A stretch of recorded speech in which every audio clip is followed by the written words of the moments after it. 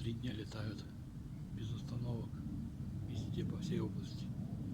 Учения, небось, идут, готовятся. Ну, или показывают силу. Что там никакая Польша, никто там даже не думал вылазить из бункеров. Надеюсь, слышно, как будет.